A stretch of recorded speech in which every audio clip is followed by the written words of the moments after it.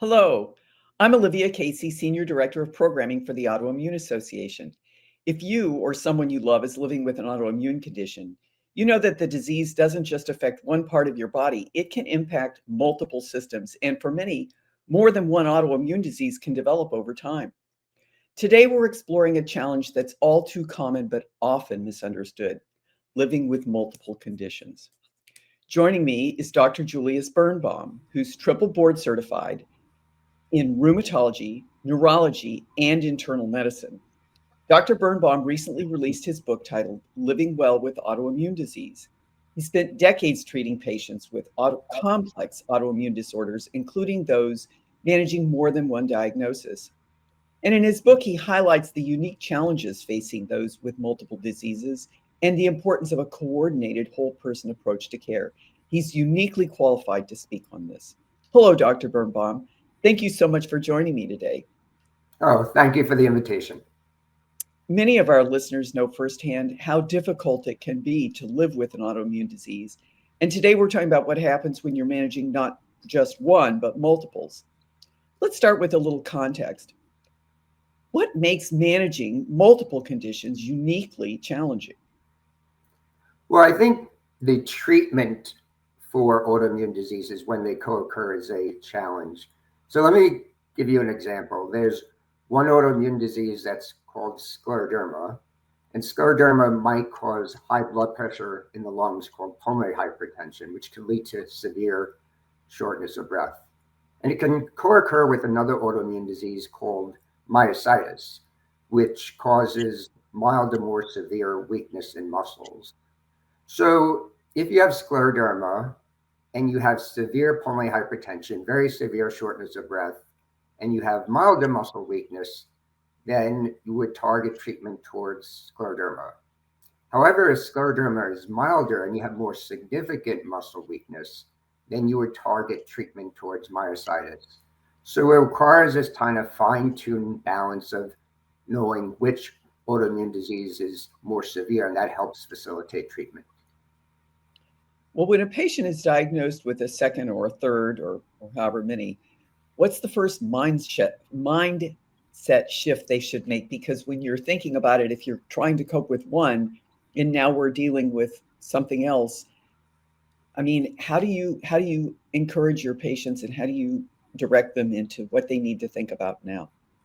Well, I think that it's important to understand that in certain senses, like we try to put autoimmune diseases in a category, and they might actually be more interrelated than we seem. So for the example, in the case described above, there might be certain inherent relationships between scleroderma and myositis. So these are interrelated to a degree. In other contexts, you might have autoimmune disease number one and autoimmune disease number two, and each of these autoimmune diseases are distinct. So understanding when there's some conceptual relationship between autoimmune disease and autoimmune number two versus understanding when these autoimmune diseases are completely different. So it requires a little shift in understanding how exactly these autoimmune diseases are related, and something that your physician should be able to help explore with you. So once a second or third diagnosis comes, the reality is that oftentimes it's as you just mentioned, it's much more complicated. But sometimes different diseases mean different doctors. You can have a dermatologist involved, other specialists, and suddenly you're juggling these multiple specialists.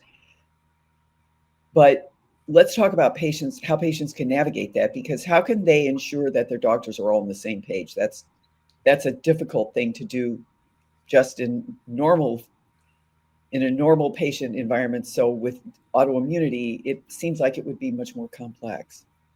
Well, that's a great question. So what often happens in my practice is I have a patient with autoimmune disease number one, and they might see me for evaluation of autoimmune disease number two. But what happens is that patients are often unfairly tasked with the responsibility of saying what their physician with autoimmune disease number one happens. And I see this over and over again. So I think physicians should not be the conduit in communicating between different physicians. I think that in some way, there needs to be more of a collaborative relationship between physicians. And patients actually should feel empowered to ask physicians that there should be some direct collaborative opportunities to talk without putting patients unfairly in the middle and having this responsibility. Well, having said that, how do we help patients, or how would you advise your patient to see the big picture when each of the specialists is looking at their vertical? How do you encourage them to coordinate that big picture? Because to some degree, it sounds like it does eventually roll off on the patient. It does. And I think there are several things to do. I think it gets into how do you prepare for a visit. And I think it could be helpful for patients to have the notes of a referring physician so that a second physician can review them. This does not mean that exhaustively carrying 400 pages of notes, but perhaps the initial consult note and the last one or two consult notes. Because when that happens, then I think that physicians can efficiently review notes of other physicians. And what happens then is there's a bigger picture that can emerge actually during the initial inaugural patient visit. Do you see that there are common pitfalls in coordinating care, things that patients should be aware of when they go into this that they may be able to avoid? Yeah, they should. It gets back to what we were talking about in the beginning. And I think, planning for a visit beforehand is understanding. I think that there are some things to be gleaned from social media about understanding how these diseases are presented to different physicians. But I think also that once that happens, patients should feel like they can step aside, let the physicians really understand and explain how these diseases are interrelated. And then when that happens, I think patients could feel more empowered to make decisions. But again, I think what's critical is in the initial stages that physicians should have some collaborative relationship, even if this needs to be explicitly asked for by patients. Of course, it's not just about having more doctors. I mean, there are times where the treatments themselves overlap, and that conflict can be very frightening for a patient. Not knowing what the landscape is, it's intimidating. So I'd like to hear your perspective on how can people safely approach these conflicts that as they inevitably will arise. They can. So, as an example, we can have, for example, a patient with scleroderma who we just talked about, or another patient actually with a different autoimmune disease. So let's say autoimmune disease number one, it's important for patients to be on steroids. And let's say you have autoimmune disease number two, which can be psoriasis or scleroderma. And in this case, high dose steroids would be undesirable. So you have these conflicting situations in which steroids might be required for autoimmune disease number one, but might be relatively contraindicated for autoimmune disease number two. And it just requires a knowledge of risk to benefit ratio. And if steroids are needed, then you have to get it. The twist is that if you have another autoimmune disease which might be potentially harmed by steroids, then potentially you would lower it more rapidly than you would as if autoimmune disease number one is unique. So I think that you can have conflicting treatments, but you could still try to fine tune it in a way ultimately that's effective and also relatively safe. And of course, there's flares. How do you suggest that a patient prioritize treatment when two conditions are flaring at the same time? Yeah, it's a great question. And the end of the day, it requires understanding about which disease needs to be prioritized. For example, if you have a disease which you call brain injury, which is compared to a psoriatic arthritis in which there might be a rash, then you would prioritize the treatment for brain injury, autoimmune brain injury. But once the autoimmune brain injury is brought under control, then at that point, the medication could be tapered or withdrawn, and then you could focus treatment towards psoriasis. So again, it's a measure of which autoimmune disease needs to be prioritized, and starting treatment for priority number one, and understanding that at the same point you need to, at all stages, need to consider treatment for autoimmune disease number two. Well, what we're really coming back to is communication.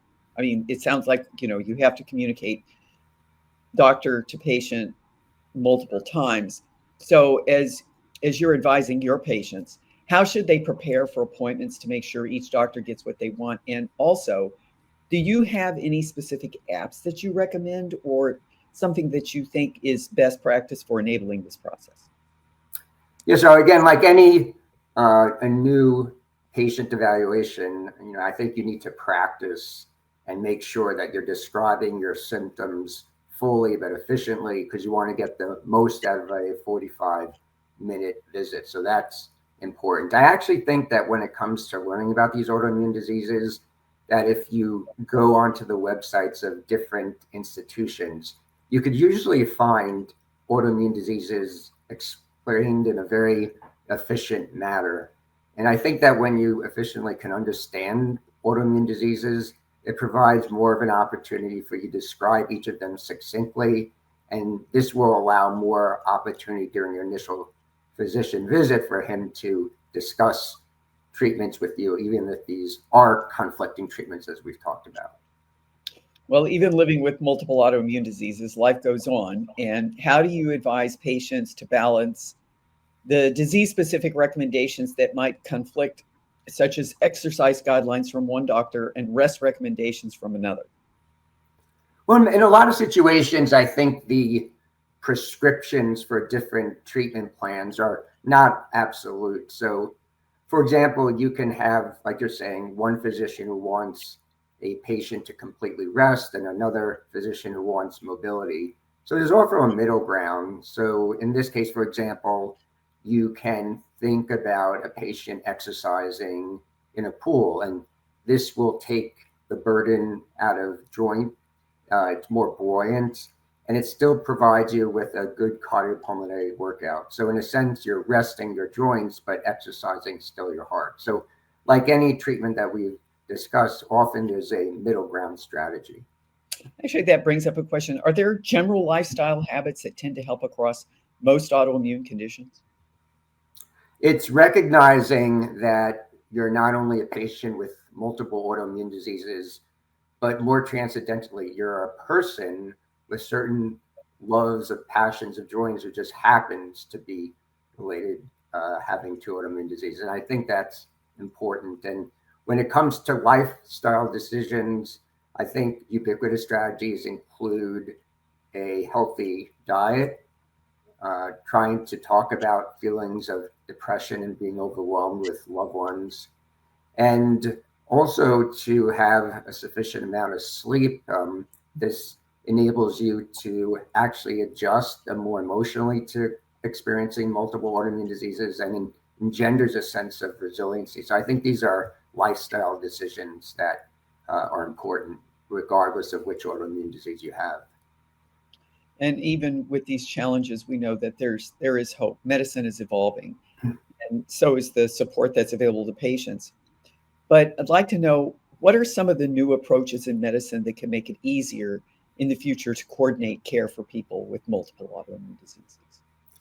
Well, I think recognizing how these autoimmune diseases are caused and how they relate is important, because sometimes it allows for a single medication to be parsimoniously used. So, for example, there's a class of medications called the JAK inhibitors, and these medications were initially developed for rheumatoid arthritis, then shown to be effective for psoriatic arthritis, then shown to be effective for ankylosing spondylitis, and where there's inflammation of bones and ligaments about joints, shown to be effective in lung disease that can occur in myositis, and now shown to be effective in something called giant cell arteritis, which causes inflammation of small and large vessels in the brain and around the temple and rest of the body.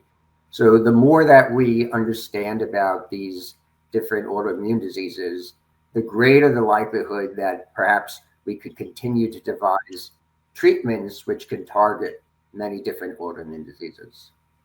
And your advice is it's always so terrific, Dr. Birnbaum. And your book, by the way, is a fantastic resource for patients. Oh, thank you. I would really encourage everyone who's seeing this to go on our website, use the link, and access a copy. It goes far more in depth than we can go on these questions that we have a limited amount of time. Now, for our last question, as someone who has cared for patients for decades, what gives you the most hope for the future for those living with multiple autoimmune diseases? And how can patients tap into that same sense of hope to sustain them?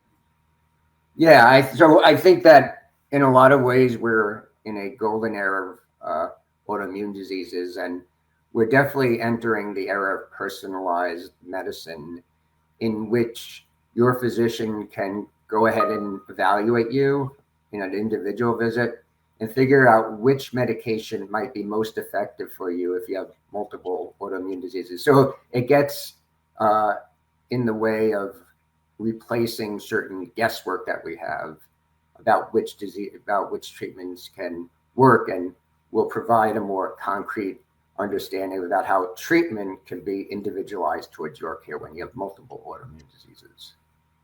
That's terrific. Thank you so much, Dr. Birnbaum. Is there anything else you want to add? No, like you said, I think that, we're entering an era of medicine, and I'm excited because I think it should give hope to patients with multiple autoimmune diseases. Thank you.